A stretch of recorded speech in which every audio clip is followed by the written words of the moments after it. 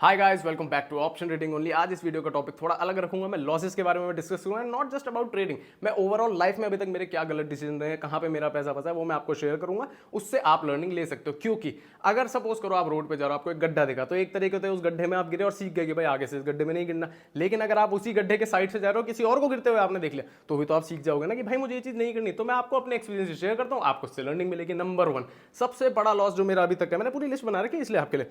पहला जो सबसे बड़ा लॉस मेरा अभी, मतलब लॉस नहीं बोलूंगा उसको, पैसे मेरे फंसे हुए हैं बेसिकली। एक बिल्डर है अजनारा करके, मैंने वहां पे एक फ्लैट लिया हुआ है, करेक्ट। वो अंडर कंस्ट्रक्शन सोसाइटी थी, ये सोच के लिया था कि भाई वो जब बनेगा तो अप्रिशिएशन अच्छा होगा, तो उस तरीके से लिया था। और अजनारा नाम भी अच्छा था। अब क्या हुआ, जब मैंने लिया उसके कुछ टाइम बाद अजनारा के साथ पता नहीं क्या हुआ, मुझे नहीं पता, न्यूज में भी आप पढ़ोगे ना, तो अजनारा के साथ बहुत कलेश चल रहे हैं। वहां पे कुछ ओनरशिप वगैरह उनकी चेंज हुई है, किसी की डेथ हुई है, पता नहीं क्या हुआ, समझ नहीं आता। अब जो वो प्रोजेक्ट मैंने लिया हुआ था वो किसी और बिल्डर के पास पहुंच गया है, और वो बिल्डर कंप्लीट करके देगा 2027-28 तक, और जबकि मुझे मिलना था 2024 तक। तो जो पैसा मैंने अप्रिशिएशन के लिए डाला था वो मेरा साइडवेज मार्केट में फंस गया एक तरह से, समझ रहे हो। तो ये एक बड़ी लर्निंग मिलती है आपको कि अंडर कंस्ट्रक्शन फ्लैट्स में ज्यादा बड़ा रिस्क नहीं लेना चाहिए। फालतू पैसा हो लगा लो, कोई दिक्कत नहीं। मेरे 5-10 लाख रुपए फंसे, मुझे फर्क नहीं पड़ा। लेकिन अगर किसी पे हुई 10 लाख रुपए और उसके वो फंस जाए तो उसका बहुत ज्यादा दिक्कत होगी, करेक्ट। तो ये थोड़ा आप सोच समझ के चल सकते हो। दूसरा मेरा लॉस, मैं कैब बिजनेस के अंदर था, ओला उबर में मैंने कैब चला रखी थी, ठीक है, कोविड से पहले। उसके बाद कोविड आया तो पहले तो दिक्कत आई, चलो उसको सर्वाइव करके कोई दिक्कत नहीं। अब जो ड्राइवर्स भरोसे वाले थे वो तो अच्छे थे, लेकिन कुछ भरोसे वाले से मिलते जुलते वर्ड जैसे भी थे। उन्होंने क्या करा, एक ड्राइवर का मैं आपको कहानी बताता हूँ, कुछ नवीन नवीन करके नाम था उसका। तो उसने क्या करा, गाड़ी लेके गया, नहीं टायर्स बेच दिए। हाँ जी, ये आप सोच के लोगे कि ऐसे भी लोग होते हैं। टायर बेच दिए, पुराने टायर लगा दिए, उसको चला रहे हैं। आप एक चीज बताओ, गाड़ी है आपकी, आप वो भी ड्राइवर के पास है, तो आप ऐसे जा जाके तो नहीं देखोगे यार ये टायर में मुझे ग्रूव्स कम लग रहे हैं कुछ। ये चीजें बाद में पता चली मुझे, जब वो पैसे लेके मेरे भाग गया। अब या तो लीगली रगड़ दूं मैं उसे, लीगली रगड़ के क्या हो जाएगा, वो तो बिल्कुल ही गिरने को तैयार हो, तो मतलब झुकने को तैयार कि भैया कर लो, क्या करोगे, पैसे ही नहीं है मेरे पास, आप कर लो, ऐसे बंदे का क्या करोगे। ठीक है, आप उसके चाहे तुम घर से टीवी उठा लाओ, चाहे उसे उठा लाओ तुम, चाहे उसे पीट लो, कुछ नहीं होना। तो वहां पे मुझे लॉस बुक करना पड़ा, जो भी मेरा, मतलब ये तो छोटा ही लॉस था, 30-40 हज़ार रुपए के अंदर ही था, और कम था बल्कि।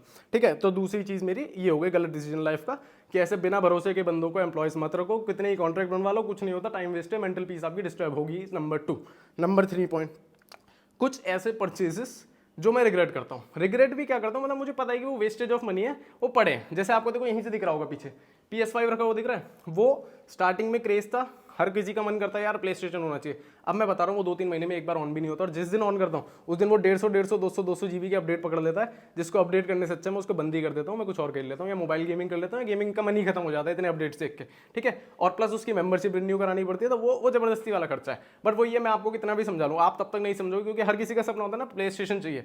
तो आप वो ले तो लोगे, लेकिन लेने के बाद ही आप समझोगे कि वो किसी काम का नहीं है। तो इससे बेटर ये रहेगा, खरीदने से अच्छा किसी दोस्त के पास हो कुछ, उससे उसका एक्सपीरियंस पूछ लेना। मेजॉरिटी ऑफ द लोगों को, जितना को मैं जानता हूँ, सबका ये है कि भाई बचपन में अच्छा लगता था, जब अफोर्ड कर पाए तो हमें मजा नहीं आ रहा। तो वही चीज होती है, कुछ चीजें टाइम के साथ चेंज हो जाती हैं। तीसरी चीज, चौथी चीज, 3 तो हो चुके, ठीक है। स्टूपिड परचेसेस में मेरे आते हैं कार रिलेटेड खर्चे, बहुत है मेरे।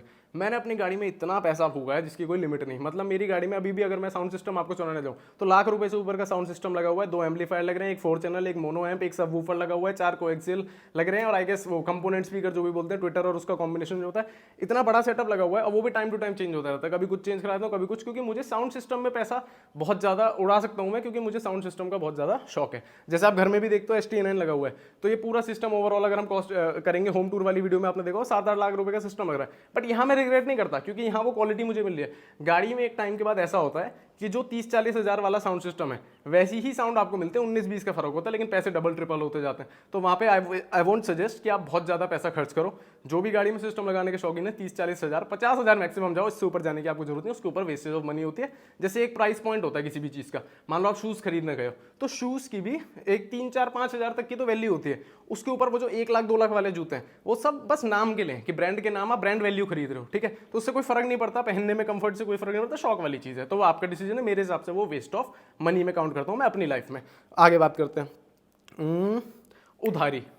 भाई ये ड्राइवर, मेड्स, गार्ड्स, दोस्त, अगर ये आपसे कभी भी पैसे मांगे, तो अगर आप दे रहे हो तो ये सोच के दो कि वापस नहीं आएंगे, ठीक है। मेड्स वगैरह से तो आप क्या ही वापस लोगे, 1-2 हज़ार रुपये वो मांगते हैं जो भी। लेकिन अगर आपके दोस्त आपसे पैसे मांगे, भाई क्लियरली मना कर दो। मैंने अपने एक्सपीरियंस से बता रहा हूँ, दोस्ती में जहाँ पैसे लाओगे दोस्ती खराब हो जाएगी, वो चीज़ अपने को नहीं करनी चाहिए। आप अपने ही पैसे भिखारियों की तरह मांगोगे, आपको भी अच्छे लगेगा, एक टाइम के बाद आप रुक जाओगे, बट उसकी शक्ल पे एक्सप्रेशन भी चेंज नहीं होंगे। तो दोस्तों में पैसे नहीं आने चाहिए, कितने भी अच्छे दोस्त हो। मैं आपको बता रहा हूँ, जब थोड़े से बड़े हो गए ना, अभी 11वीं 12वीं कॉलेज तक की बात अलग होती है कि भाई 500 हज़ार रुपये दे दे ले ली।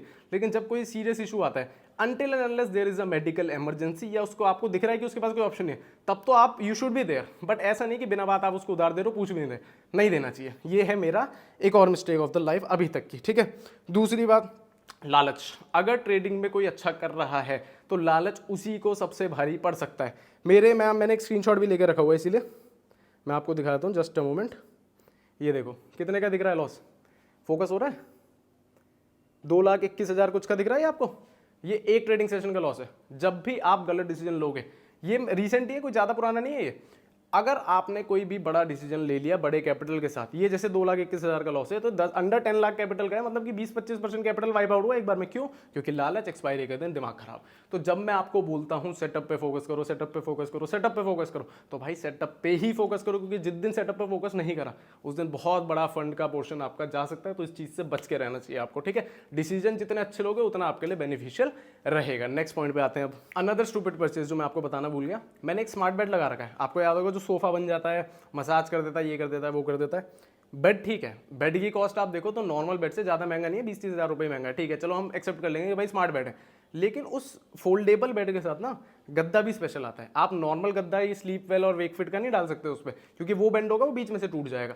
तो आपको ऐसे बेड्स का अलग से गद्दा लेना पड़ता है, जो अगेन 20-30 हज़ार रुपये महंगा आता है नॉर्मल गद्दे से, क्योंकि 8 इंच 10 इंच के गद्दे पे आप जब भी जाते हो वो बहुत ज़्यादा महंगा हो जाता है। तो एक स्टूपिड डिसीजन मुझे अपना ये भी लगता है कि यहाँ पे मैंने लॉसेस कुछ करे हैं। ये पैसा बचाया जा सकता था, इन्वेस्ट करा जा सकता था और अच्छी जगह यूटिलाइज करा जा सकता था। तो ऐसी गलतियां आपको नहीं करनी चाहिए। कुछ चीज़ें ऐसी होती हैं जो डे वन पे कूल लगती हैं, बट आगे जाके आपको पता चलता है कि उसके एक्चुअली में आपको कोई नीड थी नहीं, वो टाइम पास वाली चीज़ थी। Okay, now talking about some चीज़ें जो मैं अप्रिशिएट करता हूँ।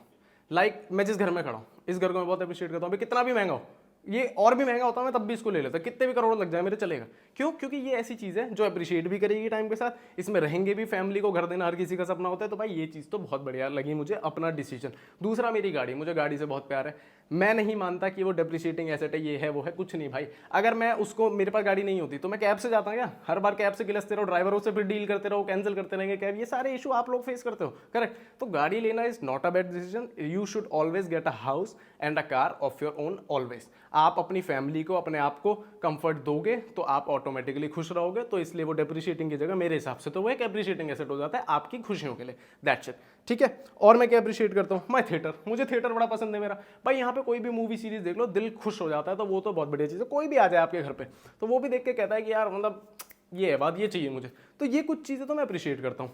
एक चीज़ मैं और आपको बताता हूँ, एक है मेरा जो सबसे गलत चीज़ मैंने करी, मतलब करी नहीं, मैं ऑलमोस्ट करते करते रुक गया। बीच में एक आपने देखा होगा हार्ले डेविडसन X440 आई थी, करेक्ट। मैं उसको ऑलमोस्ट फाइनल कराया था। क्यों? गाड़ी का कोई मतलब, गाड़ी है तो बाइक का कोई यूज़ नहीं मेरे लिए।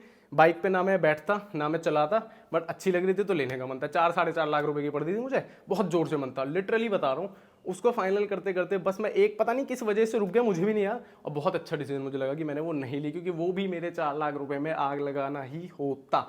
बाइक का मुझे कोई यूज़ नहीं है, हेलमेट में पहनता नहीं, हेलमेट पहनूंगा बाल खराब हो जाएंगे, फिर उतारूंगा तो फिर सामने चप्पट बालों के साथ तो नहीं जाऊंगा मैं किसी भी पार्टी में, कहीं भी जा रहा हूं मैं बाइक से। तो या तो ये कि दूध लेने के लिए मैं 4 लाख की बाइक खरीदूं, इतना पागल तो मैं भी हुआ नहीं हूं, है ना। तो ये कुछ चीज़ें थी जो मेरी लाइफ में अभी तक की जर्नी रही है। अगर आपको ये वीडियो अच्छी लगी हो तो लाइक शेयर सब्सक्राइब सब कर दो। कमेंट में मुझे बता देना अगर आपका भी कोई ऐसा एक्सपीरियंस है जिसमें आपने लॉस करा हो, या कोई अच्छा डिसीजन हो जो आपने अच्छा डिसीजन लिया हो, तो आप कमेंट में छोड़ दो, ताकि एक दूसरे के आप कमेंट्स पढ़ पाओ और सबकी हेल्प हो जाए। तो भाई साथ में ग्रो करेंगे। इस चैनल को सब्सक्राइब कर दो। मिलते हैं, ओके बाय।